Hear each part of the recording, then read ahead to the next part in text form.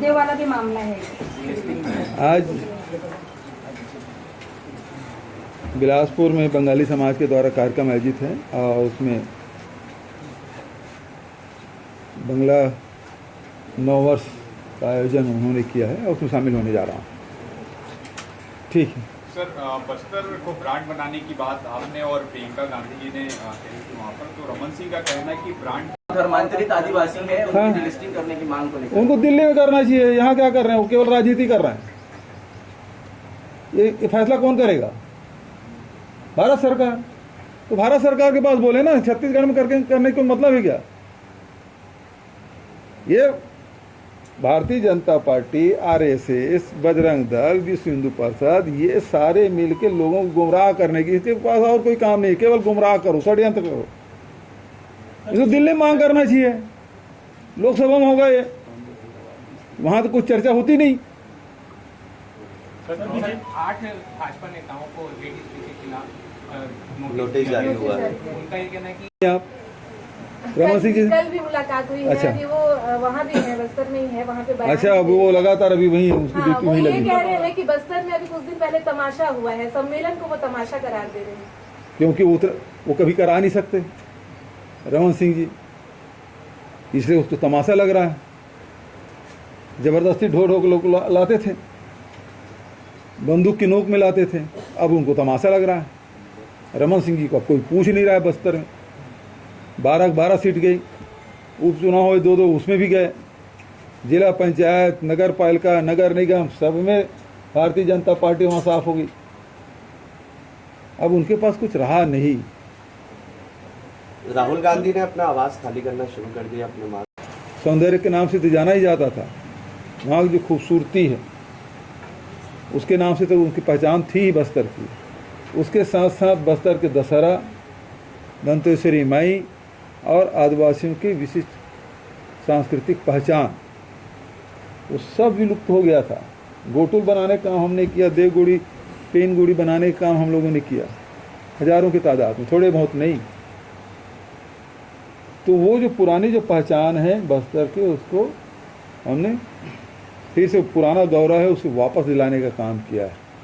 वहाँ की जो बोली है, चाहे वो हल्बी हो, गोड़ी हो, मुरिया हो, भतरा हो, इन सब को, उनके नृत्य है, उनके संगीत है, उनके तीज त्योहार है, सबको सहेजने का काम हम लोगों ने किया, लिपिबद्ध करने का काम किया। ये सरकार हमारी सरकार ने किया है। तो बड़ा बदलाव बस्तर में हुआ है। रमन सिंह ये भी कह रहे हैं कि आने वाले समय में क्या और सख्त कदम दिखाई देंगे, क्योंकि जिस तरह का माहौल बनाने की कोशिश की गई यहाँ यदि समाज में कोई नफरत फैलाने की कोशिश करेगा, समाज को उत्तेजित करने के लिए षड्यंत्र करेगा, उसके खिलाफ कार्रवाई होगी। जो कानून में प्रावधान उसके हिसाब से कार्रवाई अलग से किया नहीं जा रहा। कर्नाटक में सर शरद पवार की पार्टी भी उतर गई है 40-45 सीटों पर। अब मुझे उसकी जानकारी नहीं है। चलो, बहुत तेजी से बढ़ रहा है, बड़ी चिंता का विषय है। कोरोना ये बढ़ रहा है, तो उसके लिए पिछले दिनों सीएस ने बैठक की थी, सभी कलेक्टर, एसपी को, और सारे निर्देश दे दिए गए हैं। अब उसे और कड़ाई से पालन करने की आवश्यकता है।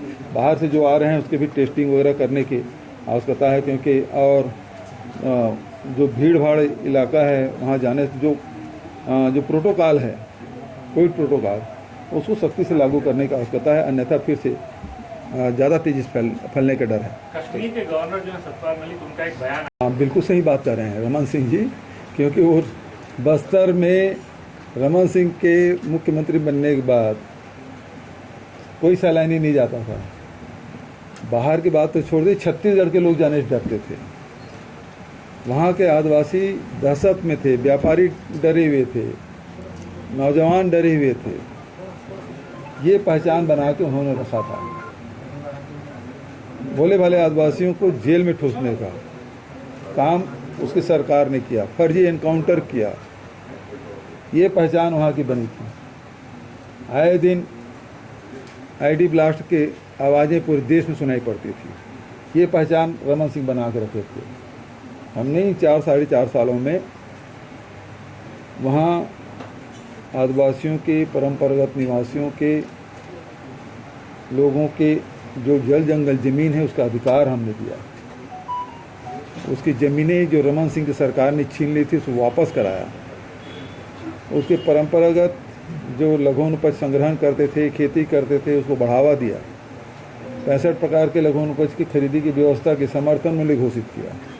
लोगों को रोजगार से लगाया, उनके स्वास्थ्य, उनके शिक्षा सबको फिर से शुरू किया। जो स्कूलें बंद थी, जब बीजापुर में, दंतेवाड़ा में, सुकमा में, नारायणपुर में, फिर से हमने शुरू कराया। शिक्षा से लोगों को जोड़ा, स्वास्थ्य से जोड़ा। आज रमन सिंह के समय में न जॉब कार्ड था, न राशन कार्ड था, न ही आधार कार्ड था। कैंप लगा लगा के बीजापुर, सुकमा ज़िले में हजारों की तादाद में हमने राशन कार्ड भी बनाया, आधार कार्ड भी बनाया, जॉब कार्ड भी बनाया। रमन सिंह के समय में जवानों के राशन पहुंचाने के लिए मई महीने में मशक्क़त करनी पड़ती थी। आप लोग खबर बनाते थे कि जवानों के लिए राशन पहुंचा। ये एक अपने आप में बड़ी खबर थी। आज गरीब लोगों के घर में राशन पहुंच रहा है। सड़कें भी बनाई, कोर एरिया में कैंप भी खोले, पानी की भी व्यवस्था की, बिजली भी पहुंच रहा है, शिक्षा के प्रकाश वहाँ पहुंच रहा है, लोगों के आमदनी में वृद्धि हो रही है, मोटरसाइकिल, ट्रैक्टर, कार, जीप सब खरीद रहे हैं। तो बड़ा बदलाव हुआ है। तो बस्तर की जो पुरानी पहचान थी, बस्तर प्राकृतिक सौंदर्य के नाम से तो जाना ही जाता था, वहाँ की जो खूबसूरती है, अब ये तो ऐसा है कि इस देश में अडानी के खिलाफ कोई सवाल नहीं पूछना चाहिए। अडानी के खिलाफ सवाल पूछे तो लोकसभा में उसके माइक म्यूट बंद कर दिया गया। उसने जो भाषण दिया उसको विलोपित करा दिया, सदस्यता गई, बंगला खाली करा दी। कितने ऐसे भूतपूर्व सांसद हैं जो अभी भी बंगलों में टिके हुए सरकारी बंगलों में, लेकिन आप बर्दाश्त नहीं कर सके। प्रजातंत्र में ये है कि सवाल पूछे जाते हैं।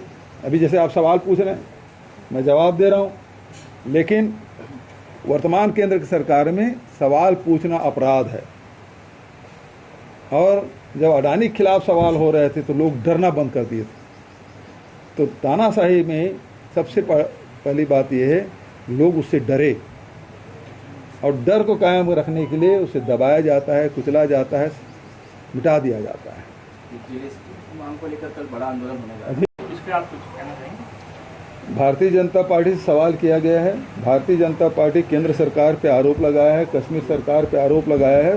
भारत सरकार को इसका क्योंकि देश से जुड़ा हुआ, देश से सुरक्षा से जुड़ा हुआ मामला है, जवानों की शहादत से जुड़ा हुआ मामला है, और ऐसे में एक गवर्नर है व्यक्ति यदि इस प्रकार से बयान दे रहे हैं और आरोप लगा रहे हैं तो केंद्र सरकार को जवाब देना चाहिए।